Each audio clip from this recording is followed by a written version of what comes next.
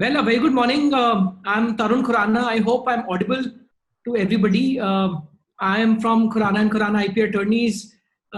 It's a very mixed bag of participants who've joined in today. And a few of them may be IP oriented, few of them might not know as much about intellectual property. So we will try to keep the session as generic and sort of case oriented, example oriented, so that the message gets communicated to the right audience accordingly. Just as a very quick introduction, I am Tarun Khurana. I'm one of the partners at Khurana Khurana, and in the last 2 to 3 months, we've been doing a series of webinars on a variety of different topics, ranging from various legal issues, not only in intellectual property, but also in corporate and commercial law and media entertainment and many other aspects of domains and so on and so forth. So I'm extremely pleased to do another one. This time for the next 1 hour, I've got a very good friend of mine, Sanandan, Sudhir, all of us call him as Sandy. And he runs a fantastic product design prototype, an end-to-end product development entity called InventIndia, based out of Ahmedabad. He's passed out of the NID and a very well recommended, one of the most recommended product designers in India. And therefore, I think in the interest of time and in the interest of participation, just wanted to establish a few baselines for the discussion. Please feel free to ask questions. Arindam is recording this session, so it will be circulated to the people who are not able to join in. We have about 160, 170 odd signups, so we'll see over a period of time how many people are able to join in. Do maybe raise a hand or maybe just ask a question whenever Sandy is pausing or we are done with the discussion. I think Sandy can, it's an informal session, so feel free to ask any questions at any point in time rather than parking it towards the end. There is no formal presentation here. We are going to touch upon 4 or 5 very crucial aspects of product design and how it interfaces with intellectual property issues. And that's what Sandy is going to talk about. So maybe a quick introduction, Sandy, and then I sort of start off the discussion. Yeah, sure. Am I audible, guys? Yes. Okay. Yes. Okay, perfect. So I'm basically an inventor. Wanted to become an inventor all the time. I thought when I went to NID that that's what I'm going to go and learn there. But I realized that NID and engineering colleges teach you when you have an idea what to do with it and not how to get an idea. So after NID, I worked with GE Healthcare for about 10 years. I did about 35 different medical products. Then I worked with a US-based, San Francisco-based startup that was helping inventors to develop their ideas in the US. We worked on about 300 product ideas at that time. We were a team of 100 people at that time as idea product design. After that, I started InventIndia. This was about 8-9 years back, 2011. And since then, we've been just inventing. And whatever we invent, we design, develop, manufacture. And in the last 2 years, we have also been supporting any kind of media in detail, as I show you some of the slides. So Sandy, I think we start off with the mindset issue in terms of how product companies have been. You've been in the space for about 20 odd years now. And you've seen how Indian companies, I think to keep the context right, we'll try and keep the discussion oriented towards Indian companies. So how have Indian companies changed their mindsets, or how are they thinking, say, 20 years back, and how do you think they're thinking at this point in time, purely from a product design, prototyping standpoint? And are they construing IP as an important element, and what are they not doing according to you? Which what is the way forward for them to sort of go into the right direction from a design standpoint? Sure. I will. Can I get the controls so that I can show a few slides and a few things, please? Can you try sharing the screen again, Sandy? Are you able to do it? Just let me see. Not yet. Not yet. Arindam, can you do that? Yeah, Sandy, you're the host now. Yes, I can do that now. I think yes. Yeah. Okay, so you guys can see my screen? Yeah. Okay, perfect. And how do I minimize this? Okay, I think it's going to stay. Okay, so I'm just going to share a quick video. Just have a look at that.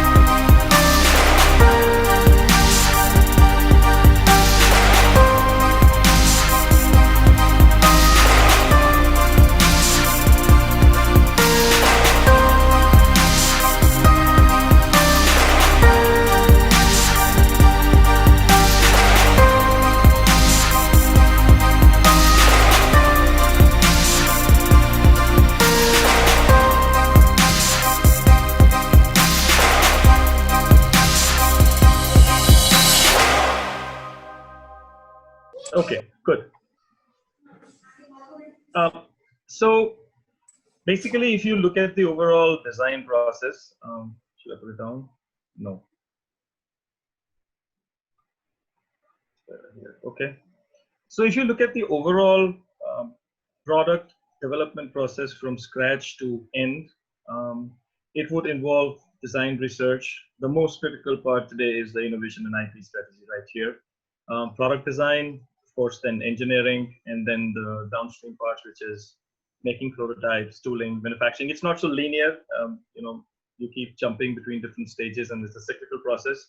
And along with this, you have to then sell the product. So you have communication design, user interface design, product packaging. You need to do photography. You need to make renders. You have to have animations to promote your products. Today, you see on Instagram, you have promotional product videos you see all the time. And that's an important part. So digital marketing, and then maybe some kind of crowdfunding support in case you are just launching a product. And if you're a big corporation, then still, launching the product in a digital way where everybody gets to see is one of the most critical parts. So looking at this overall process, what we realized over the last few years, or the last 15, 20 years, is that most big corporations were very good at doing product design, very good at doing engineering and prototyping. And of course, they had their in-house facilities for tooling and manufacturing. So they were doing good business. And times have changed now. And times have changed because design research has become very important, and innovation strategy has become very important. These two things have gotten added. And of course, because of the internet, this whole bottom space has become critically important for the success of any product. So from an IP perspective, the question that Tarun asked, I think what has happened over the last 20 years is that if you just look at it 20 years back, if you would just go to the web and let us say search for UVC sanitizers, maybe you would have 10 results, 2 results, 5 results, maybe 20 years back, maybe nothing.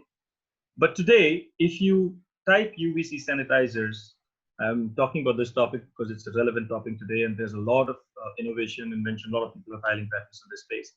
But if you actually look at these images and you go going down and down and down and down and further down and further down, essentially every idea that you think is coming to your mind is here.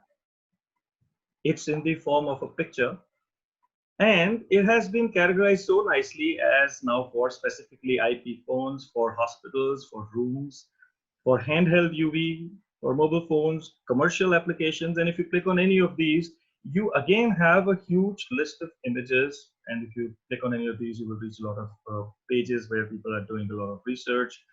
They are making big products that can sanitize huge spaces and so on. So what has changed? This is what has changed. In the last 20 years, you have now access to every innovation that anybody else is doing on the planet, which is a great thing because now you're aware, you can buy these products and you can learn from these. But it also means that you can't copy. It also means that if any Me Too product that you make, as soon as you start to do crowdfunding or as soon as you start promoting it online, the person who has the intellectual property for that product globally anywhere can come back and tell you, boss, this is my patent, and how are you making it? Or even if that's not the case, at least people would say, oh, that's a copy product, that's a Me Too product. Somebody has already done it before. So 20 years back, a typical MSME guy would go to the US in a trade fair or anywhere in the Europe. They will find some very interesting products. He will just pick up one product and bring it home and then give it to their R&D team and say, look, guys, this is a great idea. We should do it, right? So what happens is people then develop that idea. They already have a reference product. There is no need for looking at IP because perhaps it was not that predominantly understood, and also not a threat to a business because there were no people, there was no internet which was saying, okay, boss, you can't do it, or oh, you copied, and so on.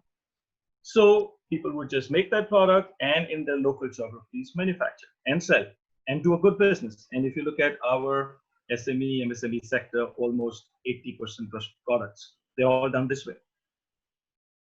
But what about now? You can't do that anymore. And also, if you have a product that's a Me Too product, let's say if you make something like this or something like this, what will eventually happen? There's a Chinese company who will say, look, I can make it cheaper, and then you can't sell it anymore because they would have a better designed product and they will be selling cheaper. So slowly in the last 5, 7, 10 years, people are becoming aware that thinking, design thinking, research, understanding what exists, mapping the whole IP space, understanding how crowded is the IP space, and then trying to figure out opportunities in that IP space to get to a level where you have a product, where you bypass all IP, all the products that you see on the screen, is becoming more and more important. You see that now industries are, a lot of them are hiring design teams in-house and are working with companies like Tarun to ensure that if they are starting the process right in the beginning, they do an IP search. If they are going to spend 6 months developing an idea, they spend enough time doing research and making sure that you have all the patents which tell you whether you have the freedom to operate to work in this area, which means it's more than 20 years that a patent has been filed with that idea, or your idea is really novel and new and not obvious and functional. It's required for the world, and that's why you develop it. So that's what I see is changing, and we have also, that's why, changed the way we work. And so that's why when we started InventIndia, our core focus was on IP and IP research to make sure that whatever concepts we present to our customer, they are new, and we can guarantee that if they spend money and time in making those products, there's nobody else who's going to come and say, no, no, no, you can't do this because that's my idea, or this is just a Me Too product, you're a copy. Sandy, a few people might be waiting. Can you just quickly check if there are new people joining in? Yes, sure. You might want to do that every couple of minutes. Yeah, sure. You guys can see the screen, right? Yeah, we can see the screen. Okay, just remind me in between if I just miss it. Yeah, just because it'll pop up in your screen that there are a few people waiting, so you can keep adding them up. PS Tiwari, I think you have a question. Can you please go ahead? Yeah. So hi, this is PS Tiwari from Techman Innovation, Hyderabad. I have a question for Sandy. Actually, I've seen a lot of products which is coming in the UV sanitization and the UV sterilization. Okay, so the problem is like if even I was there in the another webinar yesterday, and there were a lot of basically people who are working on this domain. So what happens like when you are basically designing some product and you are even taking the patent of that, but if there are hundreds of thousands of similar products are popping up, okay, how you will basically secure your IP right, or how you will get a market for your product? You cannot fight with each and every one. So I'm sorry to be brutally honest, but in case if you're finding a lot of products that are similar to what you're thinking, then in high probability it's not novel enough that you will get a patent. So fight is a separate thing. Before that, you have to get the IP, and that's a long process. And getting the IP, again, if you come to Tarun, if you have a brilliant idea, and if you see that something like that really does not exist on the basis of IP research, then this becomes the next question, that how to protect the IP. But in this space, if you actually look at the web, in high probability, either you already have freedom to operate because it's just a box with a UVC light, or if there is something specific, if somebody else has already done it, then you can maybe make the product if there's freedom to operate, and Tarun can help you with that.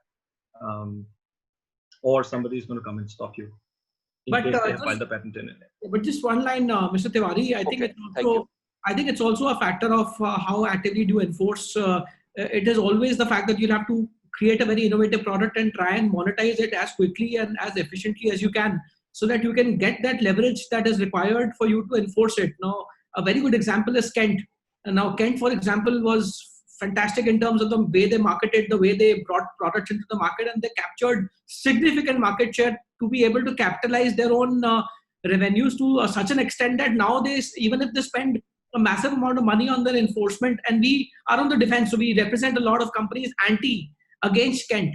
But we see that they are filing 10 to 10 civil suits every month or every couple of months for that matter. So the question is, it's not only about the novelty of the product and if you've got a patent or not, but also the fact that how much of a leap can you make with that product in terms of being able to capitalize on it and then have enough revenues on the plate for you to be able to to sort of even shell out 10% of it later from an enforcement. Because you will have to. There will be me too's as Sandy is also mentioning. But the point is that you'll have to enforce it, and for that you'll have to have enough resources, and that will only be possible if you've done good with the 6 or 8 or 1 year or 2 years of opportunity that you have with the novelty of the product that you've developed.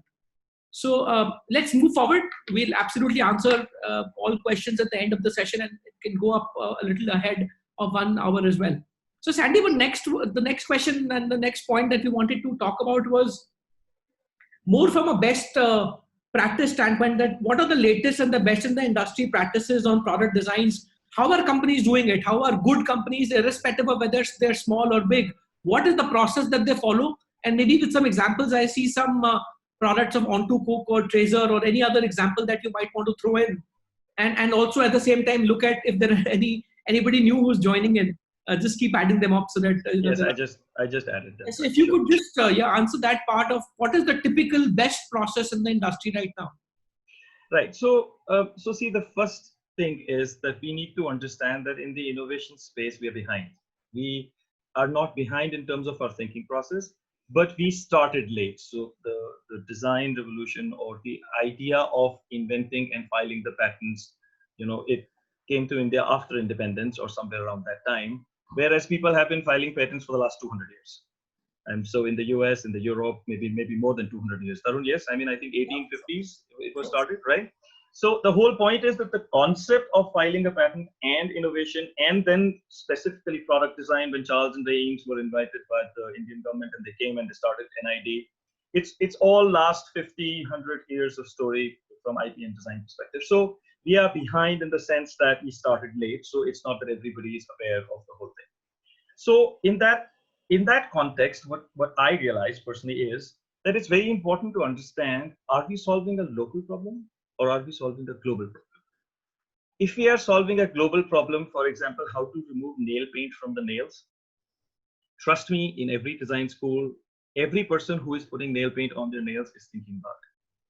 And I believe that in the last 200 years since the time nail paint has been invented, if enough people have thought about it, in high probability, everything that you come up with might have been thought by somebody else. You may still, there are brilliant people on the planet and you may still come up with something really amazing.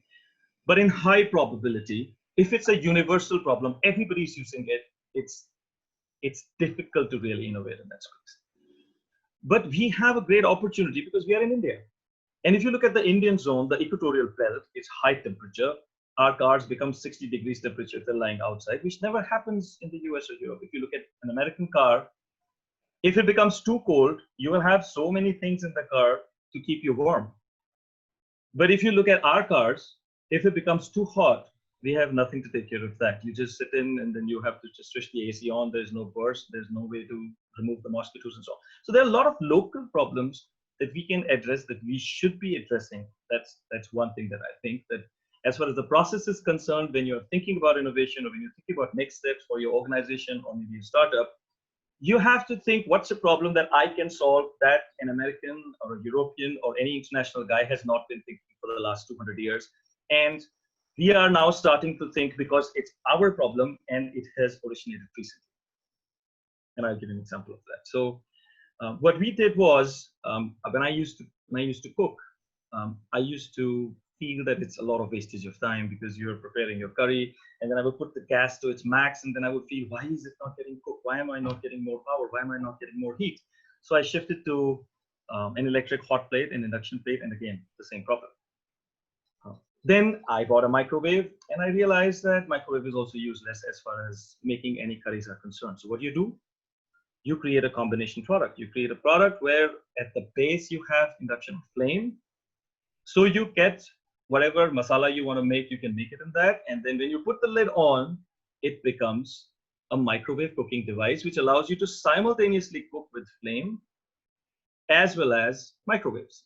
So what it does is it takes maximum power from the wall, let's say 3 kilowatts, and maximum power from the flame, which is 12,000 BTUs, 16,000 BTUs, and the combination gives you about 2.5 times the power in the same container, bringing your cooking time for rice to 1/3. I can make rice in about 5 minutes on this device, where otherwise it's a minimum of 15 minutes in almost all other processes, including pressure cooker. By the time you open it, it's 15 to 20 minutes. So what I'm again trying to say is that this is a local problem. The Western world is not used to of making curries. That's not what they would invent a product for. They will make a microwave and they will put everything in it. They will bake, they will cook, they will grill. But all that is not something that we do. We make curries.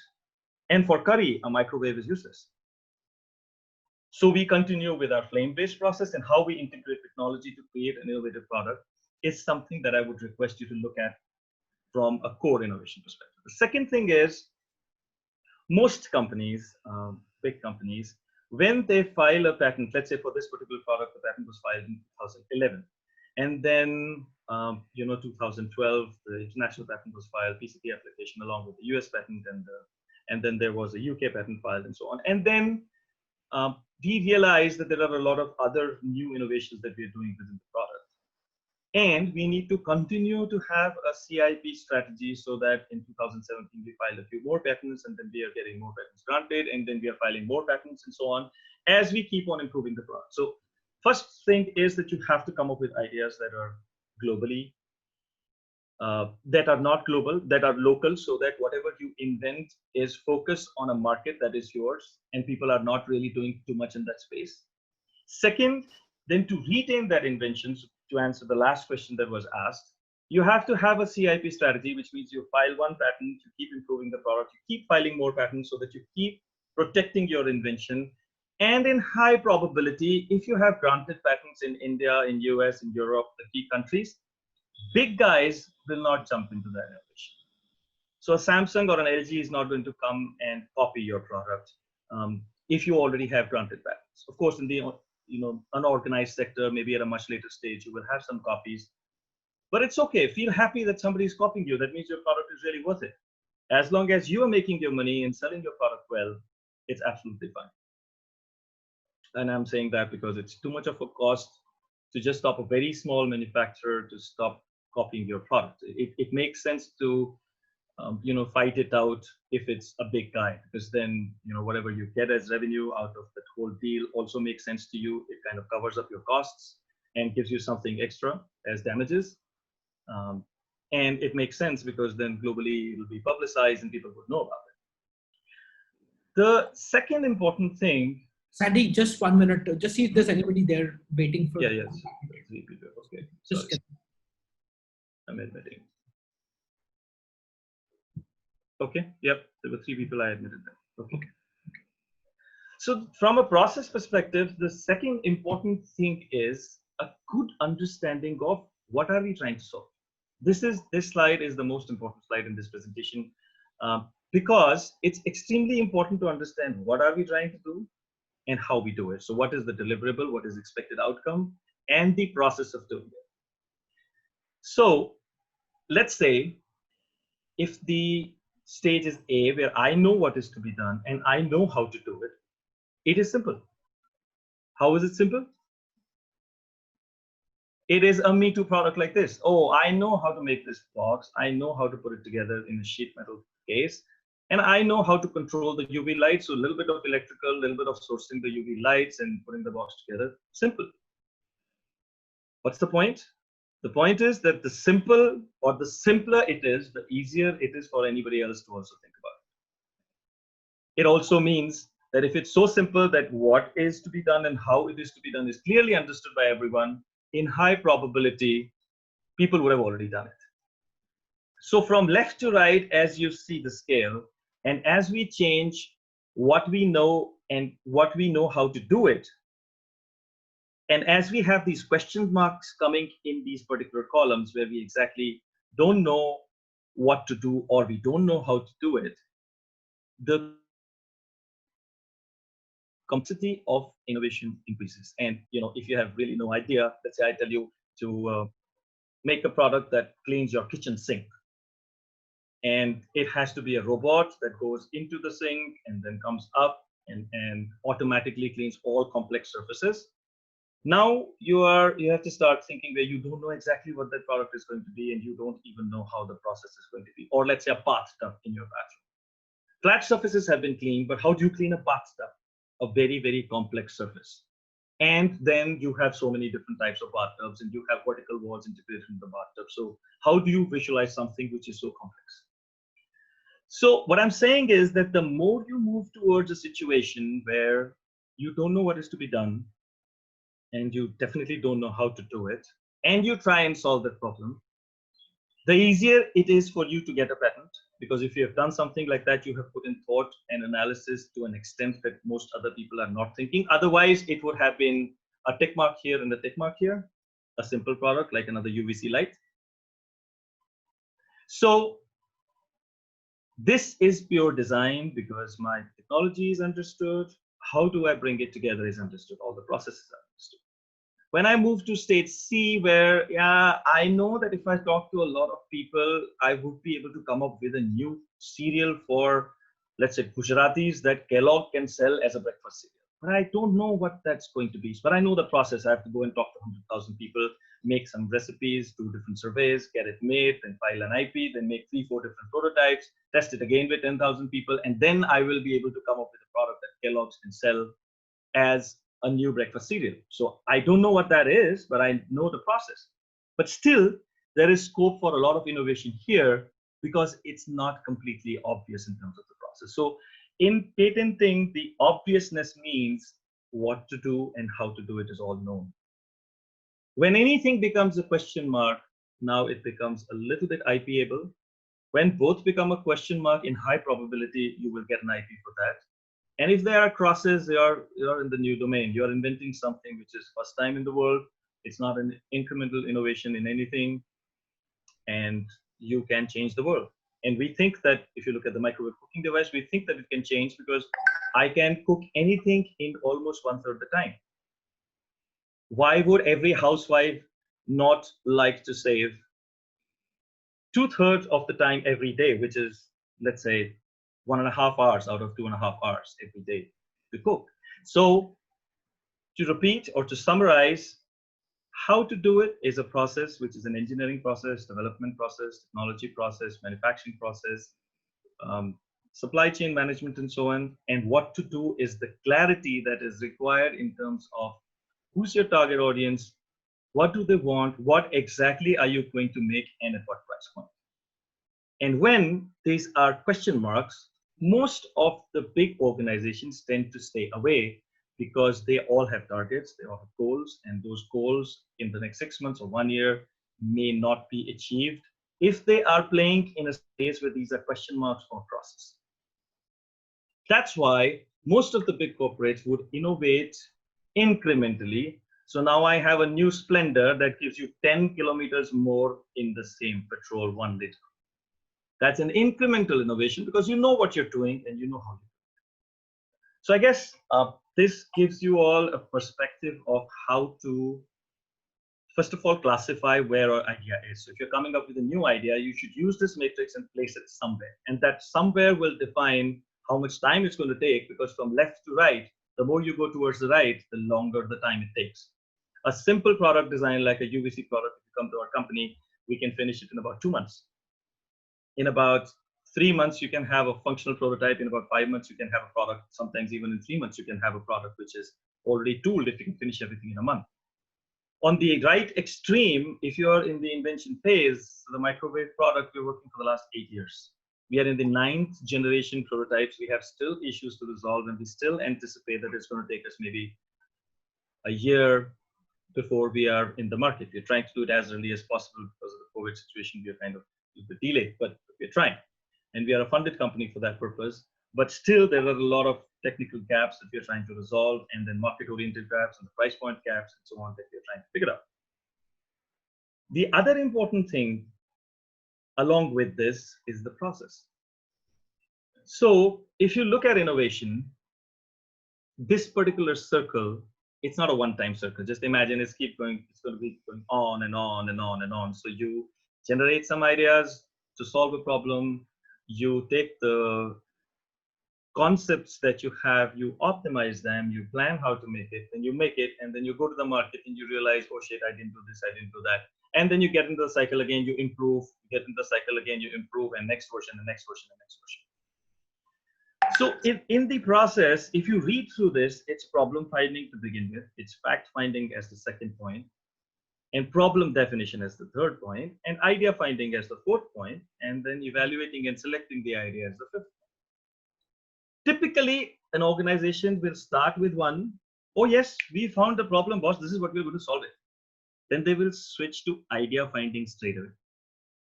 Then you will have some ideas, and then the team will sit and look at those, this makes sense, boss, we have time to market, we have to launch it like now, it's a UVC product, that's something that we really want. And then you get into the evaluation phase, you select something, you plan, you make your Gantt charts, and you start manufacturing. And the question of acceptance becomes a question when you reach stage 7. One is from certification perspective, the other one is from whether people are accepting your product or not. And then your action generally is that you get into the cycle again. Either you sell a lot or you sell less and you have to improve, and you keep getting into the cycle again. So what's the point here? The point here is that the most important parts in the process that most people miss is the fact finding, and then on the basis of that, the problem definition. The problem formulation, if that's a 30-page Word document that exactly figures out, are all the products ideas that we are thinking and the problem, do we have patents for all of them? Do we clearly know what is the overall IP space in this? How much crowded is this space? Where are the innovation opportunities? What should I do? So fact finding in terms of what all already exists, you have to benchmark that, and I will show you a few slides regarding that. That's the most critical part. And then on the basis of knowing the whole world about that particular space, when you've done your fact finding bit, coming to the real problem definition where it's exactly defined how many kilometers, how much power, how much energy, that spec sheet on the basis of your finding facts and benchmarking what exists and how incremental or inventive or innovative you are beyond that starting point. So to summarize, please find the problem, brilliant. Don't jump to the idea straight away. Don't get into planning and making the product and then go to the market and then worry about, oh shit, why it's not selling. So this slide combined with this slide. So here you understand the complexity of the problem that you're dealing with and how much you know about it. Combined with this slide where fact finding and problem definition are the core important things. You can conclusively think that if I'm not aware from an IP perspective where the world is going, if I'm not aware what the world is doing, because patents also help you, patent research also helps you to figure out what the world is thinking. That opens your mind and you can come up with new ideas for the product that you have, just because now you've got an opportunity to see something that you never thought of, and that can be integrated with your product. So these two are the key to help you ensure that what you're doing makes sense. Tarun, I'm admitting, don't worry, whenever the pop-up comes, I'm admitting those people. Okay. The third very important thing along with this is, who are you? So this process that you saw is nice. Every product will go through problem finding, fact finding, idea, plan, then final action, manufacturing, blah, blah, blah. But the question is, as an organization, you are the CEO, who are you? You are an R&D head, who are you? Are you a generator? Are you a person who's always thinking of problems? Or are you a conceptualizer? No, don't tell me about any problems. But yes, if you tell me the problem, I can spend the next 6 months just figuring out how to solve it. Or are you an optimizer? I can't come up with ideas really. But look, if you show me 100 ideas, I know according to the brief, according to the requirements, which makes sense. So I will boil it down to 2, 3. Or are you an implementer? Don't ask me anything, okay? Tell me what to be done. Here is the product. Okay, great. I will manufacture. I will ensure that 5,000 pieces are made every day. And I will make sure that it is sold. I am an administrator. I'll hire a team and make sure that it's distributed across the world. So it's important to know what you're doing. it's important to exactly in detail know what you're doing. And it is more important to know who is doing it. Who are you? If you are a person who is an implementer, who once given an idea can just go across India and sell it in the next 2 months, media strategy, I'm going to create a distribution channel, I'm going to get 5 guys from IIM and so on. Great. But then if you are leading a team which is supposed to conceptualize and create a new product, it's not happening. Because you want everything yesterday, and they think that it's not done yet, even after 1 year. They're still, for example, I am in the generator and conceptualization stage. So for 8 years, I am working on a microwave cooking device. If I have a person, that's my wife, that's Jyoti, who's also a co-founder of InventIndia. If she's an implementer and if she supports me in making sure that we push things fast, as a team, we work very well. And the same thing is extremely important for you and your organizations. If there is not a right balance between all these 4 types of personalities, any process you follow, any great idea you have, it's not happening. It gets stuck somewhere. It will get stuck at a place with the guy who has most power and wherever he is. So if the optimizer is the greatest guy, he will keep optimizing. If the generator is the key guy, he will keep finding ideas from the market. यार ये ठीक नहीं है, ये ठीक नहीं है, ये solve कर दो, वो solve कर दो. लेकिन कुछ भी आप करोगे as conceptualization, people will say ये तो ठीक नहीं, because the leader is the generator. So the right balance of all these 4 is extremely important to do whatever you do in your organization, especially from innovation perspective. Now the problem is that all the biggies in the country are all implementers and have a lot of administrative people. Why? Because you have a soap and you have tail, and you have to sell all these across the country, right? If you look at top 10, 15, 20 companies in India, they are not innovation based. They are commodities based. And the key leadership roles that they have are implementers, are administrative people. Those are the key people, then they get hired by other companies. So the top management of most of the big companies or even medium-sized companies, when you hire people from big companies, are implementers. Who's going to support conceptualization? Because that's a directly opposite space. You want everything yesterday. Conceptualizer wants to take 2 years to come up with the initial final concept. Okay. So keeping these 3 key things in mind, now what is important is the now detailed process, and I'll quickly take you through this slide. So wherever you are, you have to start with benchmarking. Every damn product that you can put your hands onto, just open it and understand. Understanding what exists today is extremely critical, both from opening the product and understanding its structure, functionality, as well as IP perspective, where the world is, how many patents have been filed, and what those patents actually entail. Extremely important first step. Along with that, what is important is understanding the market, doing market research, understanding what other products are in the market, what actually those products do, and what function they achieve at the price point. The price point versus the functionality for a particular geography is the second critical thing. Third critical thing, detailed patent search and the IP map. And in that map, a clear understanding, where is the world going? In this space, are a lot of patents being filed now, which is like in the last 3-4 years? Or they were already filed 20 years back and now the graph has come down. So if you look at a mouse, a typical mouse that you use, you know, a lot of patents were filed in 1995, 96, maybe 30, 40. Then by about 2000, it became 100 patents a year. Then by 2005, it became 230, 250 patents being filed internationally a year. And then the graph came down. So 2007, 8, it again came down to 150, 150, 180, and so on. And at present, if you look at it, there are still some 40, 50 patents that are being filed. But the graph is down, and you have a great mouse. A great mouse that can do your job at a very cost-effective price point, and a great gaming mouse that, again, you can use as a gamer.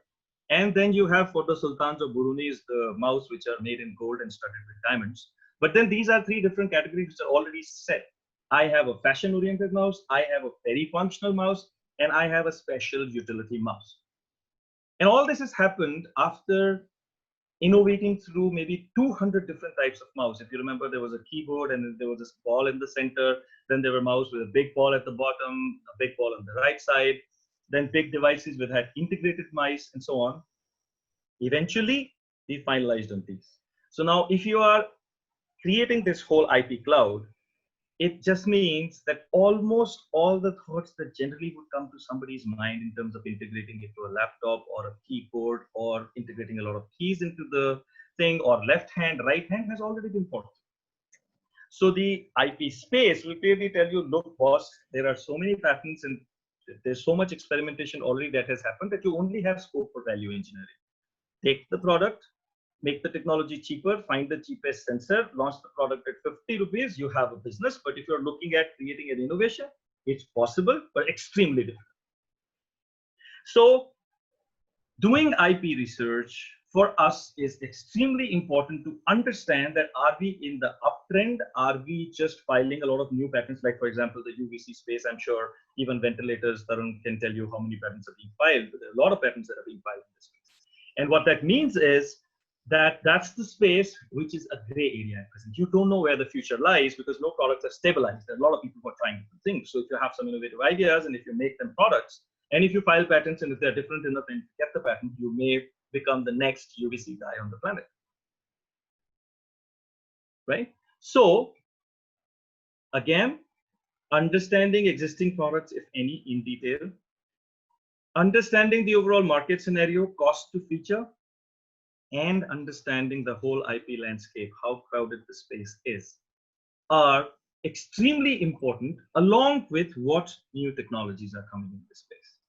So you look at research that's being done in different universities, you look at the abstracts, the latest papers that are being filed, and then from that, you can quickly make a judgment, which you can also make a judgment from the patents, but patents are more text written and then just some images drawn.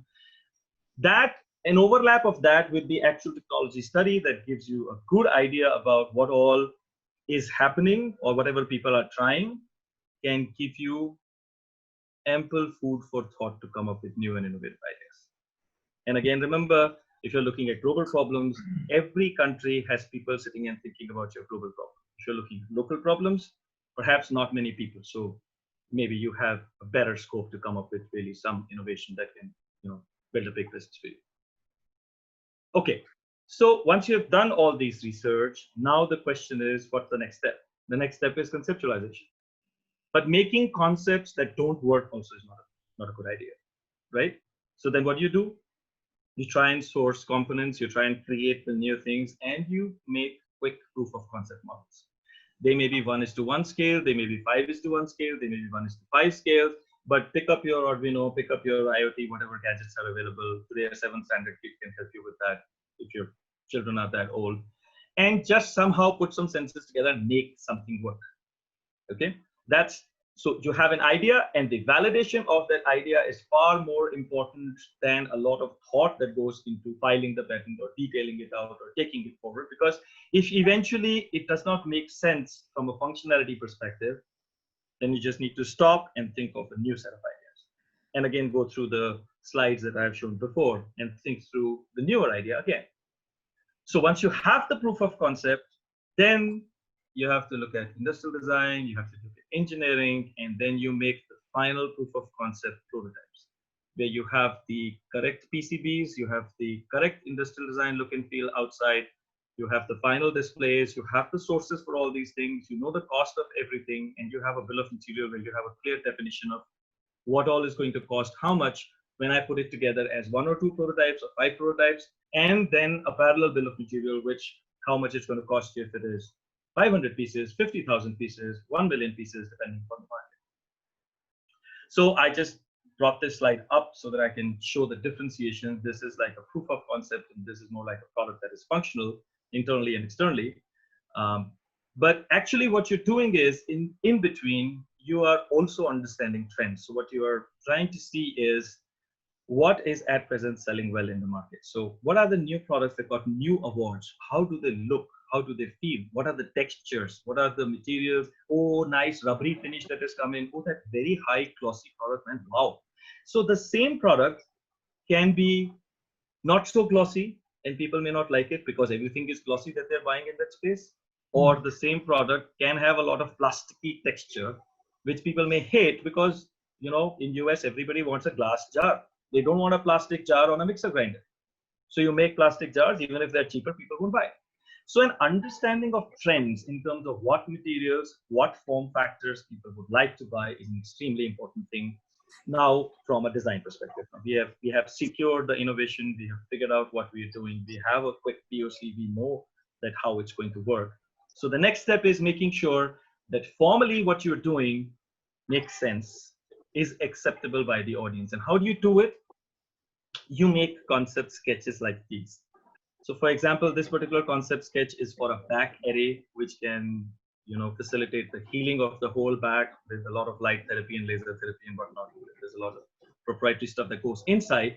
But essentially what you're seeing on the screen is that on the left side, you have a product which is integrated at the back, and then there's some straps that can be put on your body. The middle one, it's like broken down into 2-3 parts, but still they're very close. And the third one has a lot of space between individual modules.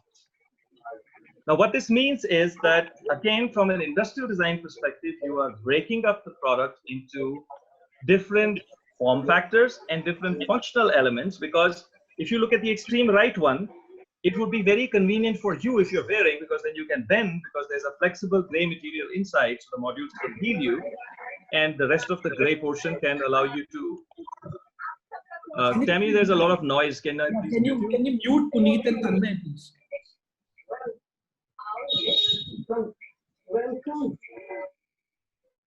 Yeah. Okay. Brilliant.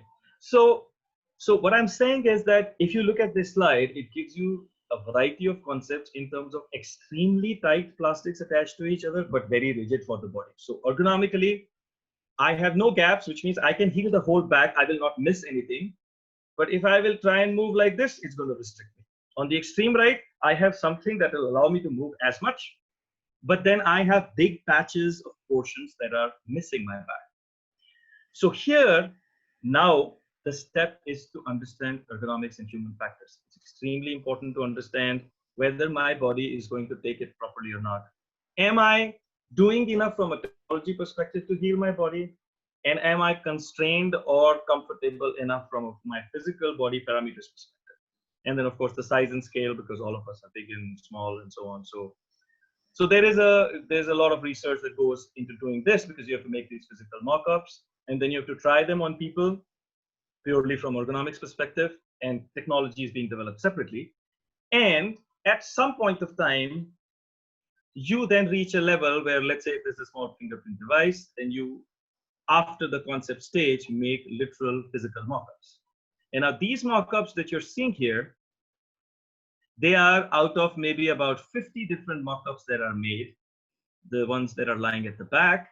And then these were the form factors that the customer liked. And then you finally pick up one, and then you do the marriage. What is the marriage? You were developing the technology, you were doing the POCs. And here, now you're worried about human factors, the look and feel, the materials, finishes, and textures. And now you marry the two. And both these are done by different teams. So you need a solid industrial design team who are masters of ergonomics and look and feel, who understand where the world is going in terms of what is next, what are the trends, what is award winning, and a team that can understand the latest technology and put everything together from a technology perspective. And then when you bring both of these together, you have good quality industrial design vendors. And now this needs to show exactly how the product is. At present, this is not fully detailed. This is not a functional prototype, but this has everything that goes inside on the basis of the POC. And this has the almost final look and feel in terms of colors, materials, finishes, how the door is opening, basic ergonomics, how the box is getting dropped, and so on and so forth. And that's the stage when a typical organization will sign off and say, okay, boss, I like this product. I like the specs of this product. I like the overall look and feel. I already have a bill of material cost on the basis of my proof of concept and my taking quotes at that time along with that for mass manufacturing. Okay, so once you are done with this stage and the marketing signs off, now you have the detailed manufacturing that comes in. Now you are creating all the individual parts. You're doing design for manufacturing. You are doing the failure mode analysis, and you're designing each and every part for reliability, for manufacturability. You're getting quotes and so on. And then you move to a stage where you take these parts to the vendors, and then vendors will tell you, oh, no, you can have a sink mark here, you can have a problem here. So let's change this a little bit. Let's make this thinner, thicker, and so on. And then you get it manufactured. And then for that, it's extremely important to actually visit the vendors, understand them, their capabilities, whether they're following any ISO standards, what standards you really need. Are they making certified components? Your final product also has to be certified, so to make sure that it is certifiable, take care of all those things. And then you do the second level trials where you're actually looking at the details and making sure that the final integration is perfect, along with the certification, which is the most critical part that most corporates miss, and definitely the small startups and mid-level startups miss. They do not integrate the overall expectation from a certification perspective into the process right in the beginning to make sure that they reduce the overall design time and they don't have more cycles just for certification later to develop the product. And then once you have a certified product, you have to have an EMS partner. You have to have somebody. See, today we have moved to a level where a product involves plastics, it involves metal parts, it involves displays, keys. It has to have a packaging. It'll have some wires, harnesses, some chargers, some charging cables, a lot of connectors, a lot of different things that come from different places. So we are no more a cricket bat manufacturer as a country where it's one piece of wood and another piece of wood and some thread that you put together and glue it and you have a great product. Today's products are far more complex than that. They involve a lot many more technologies. So manufacturing partners, establishing a supply chain that you can protect your IP in a way that you get things made from different partners in India, in China, wherever, whosoever is the most competent, and a separate partner where you put everything together and then you have control of your firmware and software eventually, and then you ship it to the customer. So from an IP perspective, you're protected because nobody can do it, because nobody has the know-how, because you have split the whole product into 10 different partners instead of giving it to one. So that is, in summary, the overall process from start to reaching a product. And I have highlighted whatever I thought is important from a thought process perspective as we are going through this process. Tarun. So there was a question on Sandy about the key mistakes that people make during product design, and I think you've covered it. I think one was about the IP research not being enough. The other one also was about the fact that they try and go to a single vendor and try to get everything manufactured by the same guy, thereby sort of giving him the whole leeway in terms of the knowledge and the technology transfer that could need to be done for him to be able to make it, giving him the opportunity to then sell it across to other vendors, especially when you're sourcing material from China. And then the third one also was about the regulatory approvals, because a lot of people don't think about the certifications initially on, and they sort of leave it to the end, and then they end up spending another year before they actually sort of launch the product because of that. Apart from these, if there are any other mistakes that you think you would like to elaborate upon, and also maybe touch upon some of the products that you've really, I mean, if you have something tangibly with you right now, maybe the Rahul Agarwal product, or maybe sure. Maybe you want to talk about how he went about the crowdfunding with you and what you guys had contributed there. I think from a funding aspect, people would also be keen to understand how people go about it these days. Sure. So if you look at the slide here in front of you, this is just a summary. So if you're not doing enough IP-driven research, that's a problem. And the process slide, I will show you again. If you are not doing enough fact-finding and problem definition, which is again an overlap of IP research, then you are in trouble. And then, of course, certification is the key. The product cannot sell in different countries, and every country has their own certification requirements. And as Tarun said, supply chain is the most important thing. You can't have an ODM supplier and give him everything, because China has a brilliant strategy. If you have filed the patent in 10 countries, you have 200 countries. The remaining 190 countries, they think that that's their space. So they will make the product for you. You sell in those 10 countries, and in the remaining 190 countries, they will make the product. So you have to keep that in mind, that you have to distribute your overall supply chain in a way that it's extremely painful for any one person to put it together and make it sell. Okay, so let me share some of the crowdfunding campaigns that we've done. So this is a guy called Rahul. So this is a guy called Rahul. He's also from NID. He's an associate, and he was one of my students. And he did this brilliant product, and I'll just quickly show you this video.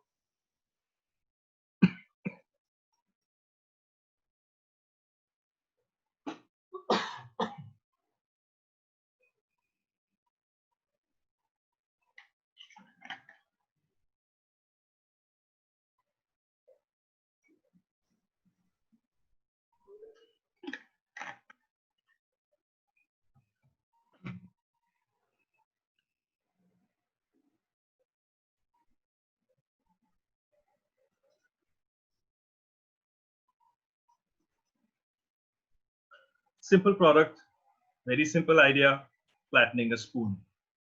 3,000 years back, and yesterday, and now. And that's what excites people, because there is a special element in this which takes people to a different level, because spoon is something that has never changed over the last, I think, from its invention ever. So this is the final product. Let me just take it out for you. Sandy, if you're done with your presentation, I think we can kick it off, because we'll be asking questions after that. So people will be able to see your screen better. People will be able to see yourself better. So what do I do? Just stop sharing the screen. Absolutely. Okay. I'll stop sharing the screen. Okay, great. So you guys can see. Yeah. Okay. So here is the product. It took. I've been supporting Rahul to manufacture this product and in the whole IP process. So this is a patent-granted product in the US. Here is the product. Here I take one of the spoons and look. That's flat. 2 tablespoons, 1 tablespoon, and half a tablespoon. And it becomes flat. You can just wash it, clean it. It has magnets. You can just put it on a refrigerator and so on. Now, the important thing here in this particular project is that if you have a good idea, if you have a simple idea, you can actually use companies like Kickstarter or Indiegogo. And there are a few companies in India as well who are doing this, especially for the Indian market. And we developed a product which was, crowdfunded on the Indian market as well. This really helps you kickstart your tooling, because you have an idea, you have reached a stage where you have a functional prototype, and most of the businesses have a problem. Okay, now I need so much of tooling money and I need to make 1,000 pieces, 5,000 pieces. How do I do that? So crowdfunding is again a game changer in today's time. There are a lot of companies globally who have good ideas, who are launching their products on the crowdfunding portals. Even big companies like real big giants, the first Fortune 500 companies, they are also now using this platform because it's also a publicity platform. A lot of people get to know about your product in those days. And there's a lot of homework that you need to do before this, because you need enough people to know about your product before you get into the crowdfunding campaign. So it's like a 2 months effort that you put in to publicize your product. You have to use Facebook, and you have to boost your posts, you have to collect enough email IDs so there's enough interest in your product and so on. And we have done 3-4 other campaigns. There's a Kairos tea band that we did that was for a San Francisco-based startup. Then there's a Frodo Camp product that we've done. And there are a few campaigns that we will be doing this year. So again, to summarize, product design development is extremely important. But if you have a great idea and if you have it developed up to a prototype stage, if you're not able to sell it and make a business out of that, then again, there's no point of putting in all the work. And today, these crowdfunding platforms are allowing you that avenue where you can really do that. All right, perfect. So Sandy, can you just make me the host? I'll just control the conversation going forward. Yeah, sure. Just give me a second. Guys, fantastic, Sandy. Thank you very, very much. It was very insightful, excellent number of examples. I think it brings a lot of clarity onto product owners and designers as to how to approach and what the most optimal processes in line are.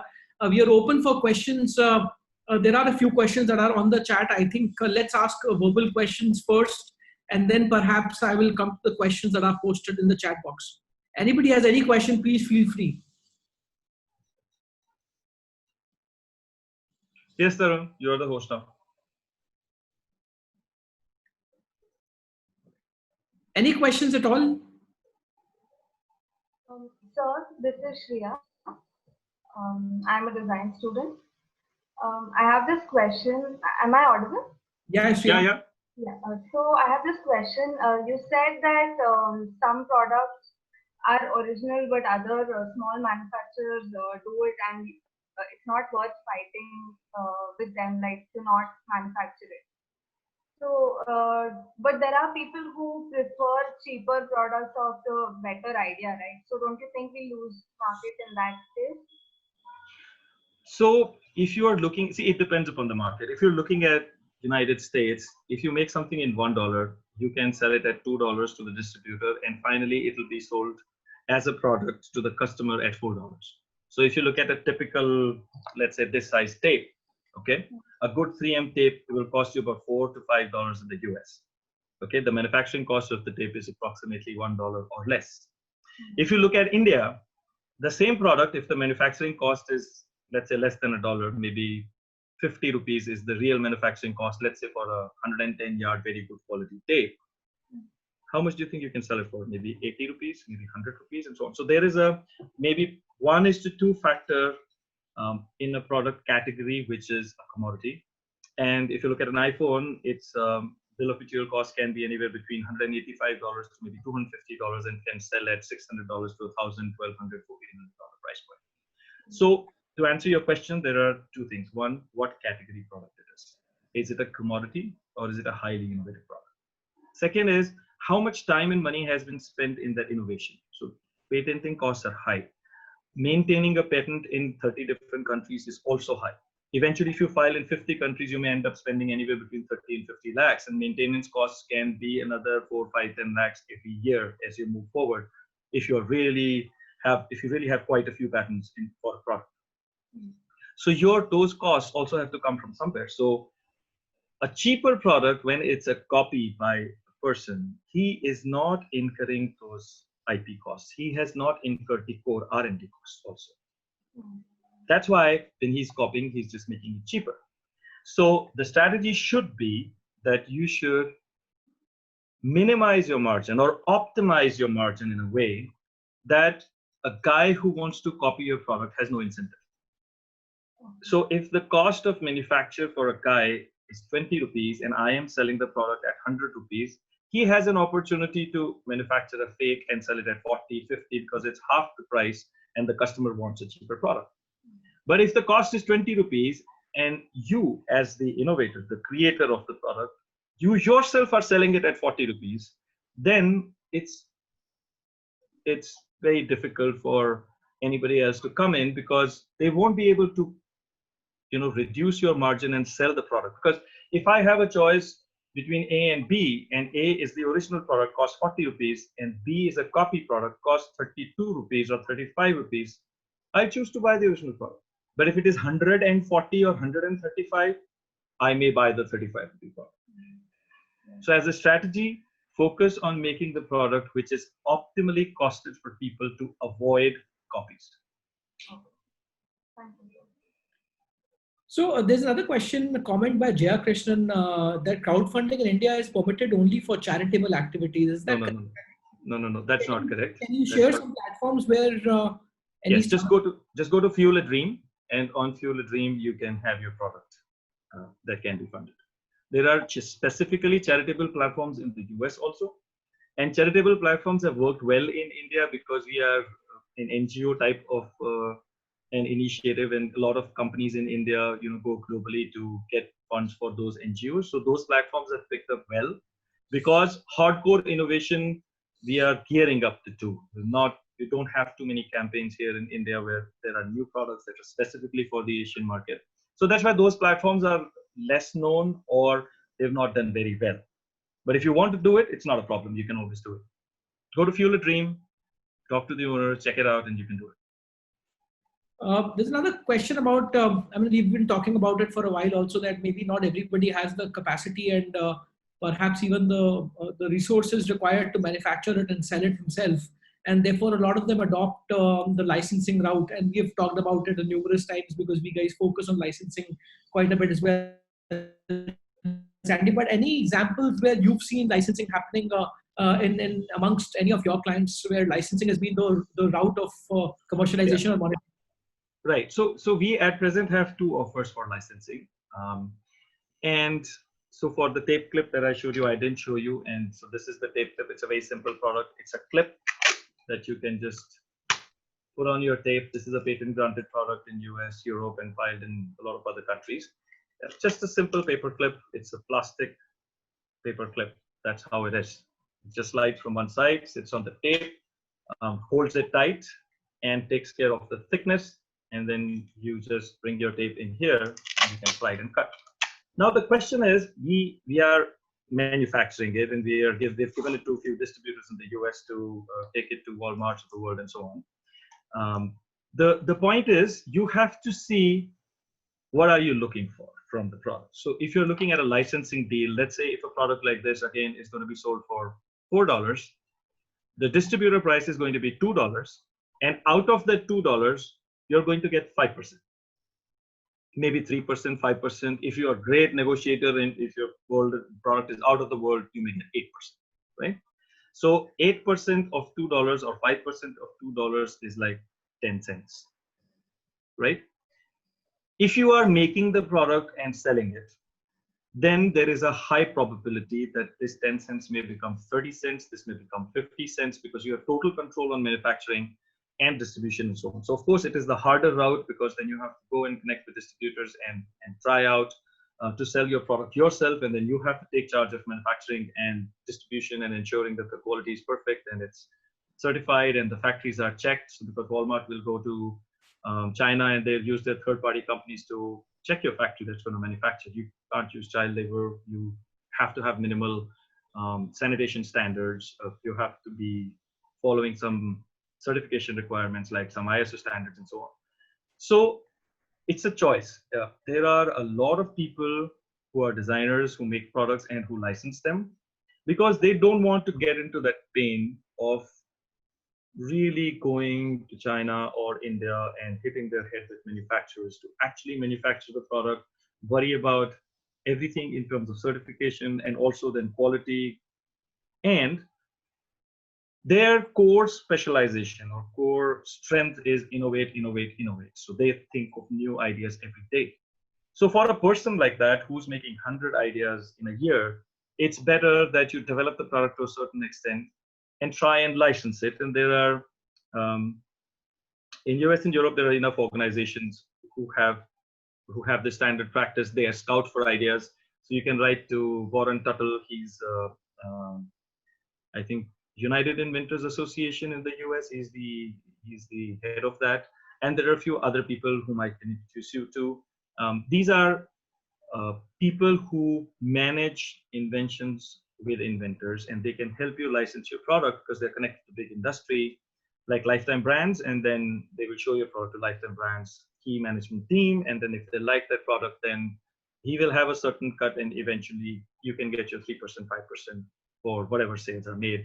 And if the product sells, let's say $10 million, and if the manufacturing was $5 million, then you get 3% off that $5 million eventually.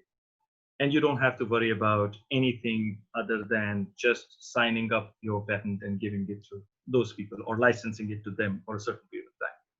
So, Sandy, another question is what Tanmay Kulkarni says, freelance designers may get up to the level of doing a prototype, but how can they go to the extent of filing a patent, which I think is basically to tie up with a patent attorney, identify one, and then once you have done a design and you have enough and sufficient technical details, you can always reach out to him and file it. But this question again says, are there any organizations that help work with such freelance designers who have got the prototype done so as to get the tooling and the costs for the same to be? So are there some people or some organizations that will help him with the tooling part of it when they've got the design part of it ready with themselves?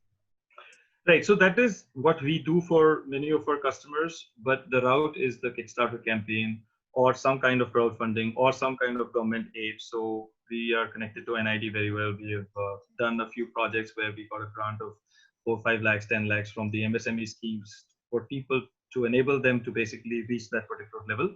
So there are a lot of government initiatives today that can help you. But still, if it's a complex product, the tooling costs can range from 20, 30 lakhs to 2 crores, 4 crores, 5 crores, and so on. And for that, you need solid funding. So if at that time you think that you will get a patent, and if you expedite the process and let's say you get the patent granted, it may be easier to license that product. Otherwise, you can come to us and you can come to Tarun. Tarun can help you file the patent. It's not a very cheap process. It's a decently expensive process because there's a lot of time and effort that goes in understanding everything that exists on the planet. And then on the basis of that research, defining all the claims and defining the overall structure of the patent. So yes, there are ways, but please understand, if it was so easy, everybody would have been an inventor and a great entrepreneur, and there would be big businesses coming up every year now and then. Another question, Sandy, any examples for designers to think better in terms of apparatus and method and system? So, I mean, the question not very clear, but I think what they're trying to ask is any examples that you have for designers how can they think better? Okay, so that's very simple. Just trust me, whatever ideas are coming to your mind are BS. Throw them away. Any obvious first 20, 30, 40 ideas are useless, because whatever you are thinking is a mix and match of whatever you have seen. And that's the first level mix and match of whatever you have seen. Just throw it away. So use the death by concept concept. Death by concept is when you really die making concepts, which means you've made 100 ideas and then you still think that, no, this does not make sense. Or if you think it makes sense, I tell you it does not make sense. Reach a level where you have exhausted all the obvious thoughts. The whole point is exhaust all obvious thoughts. Look at everything that's available on Google. Go through 200 pages of image search and normal search with 100, not 10 results showing, 100 results showing. And then sit and think, what is it that I'm going to do? Otherwise, everything that you're thinking is a Me Too product, because all that's in your head is on the basis of the food that you've got in terms of visual imagery and ideas that you're seeing either on the web or the problems that you're seeing around. And everybody's seeing everything on the web and the problems around you. Another question from Suben says, for medical devices, regulators require all the sources of raw materials and components to be disclosed. So as a company which has an IP protected product, but needs to have it contract manufactured, we will have to reveal all our trade secrets and sources. Is there a way around of this? No, you don't have to. So if you are going to a manufacturer who is to make a part, he has to show his process of making it. So design history file, he has to maintain. You have to maintain your design history file. And just trust me, don't worry about your protectiveness of ideas so much. If you have filed a patent and if it's really novel and if you get the patent, don't worry about, just get the product to the market. See, the focus has to be, here is a brilliant idea, and here I am being able to sell it and I'm able to make a lot of money. Protection or the need for protection comes when you are a $100 million company and then there is somebody who is eating into your profits by becoming a $10 million company, sitting in some corner copying your product. Right? Before that, don't just worry about it. File your IP properly. Make sure that your processes are in place. Ensure that your sourcing is good, your vendors are good. Make the product and focus on how much I can sell as early as possible. Time to market is the key. All right. So another question, there's certain questions on the cost. I would recommend that if you could send us an email, we can sort of indicate the budgetary cost, because that question might not be applicable for everyone. So I'll skip that question. Sandy, Krishna has asked for your email address, so perhaps you can spell it out at the end. There's one question again on licensing, asking about at what stage, what level of technology readiness do I have to have for me to go? Do you really need a prototype, a proof of concept, or some data, or do you think a patent itself is also good enough according to your experience? No, patents don't sell. So we were working with a company called Idea Product Design, which was a San Francisco-based startup. And the whole focus was to get all the inventors in the US who already have a filed and granted patent, bring them on board and see if those patents made sense as a product. And then we would actually conceptualize and make animations and make some product videos for them, not get into the detailed prototyping because that's a further expensive process, but a visualization of their patent so that they could license the product. So just the patent is effectively, it's extremely difficult to license a patent unless and until it's wow technology. Okay. So technology patents people do buy and people do license, but design patents make sense only when you have a visualization of the product, at least, a usability test where you have 100, 200 people who have used that product and people say, wow, even if it's a prototype, even if it's a rough prototype, but if you see the utility and somebody sees it and says, oh, wow, I never saw something like this before. As soon as that expression you see with 10, 15, 20, 100 users around you, like the spoon or like the tape tip or like the microwave, you have an audience and you now have a choice to go the licensing route or the manufacturing route, or somewhere in between you want to stop after prototyping. That depends. But just the patent, not effective. There are certain questions Karthikeyan has asked about exposure to IP and all of that. I think Karthikeyan, that we can speak separately offline as well. You can feel free to call me up anytime, and I can answer questions which are strictly on IP issues. Any other questions relating to product design, prototyping, or how it sort of integrates with IP that Sandy can answer? Questions also on the, through the voice as well.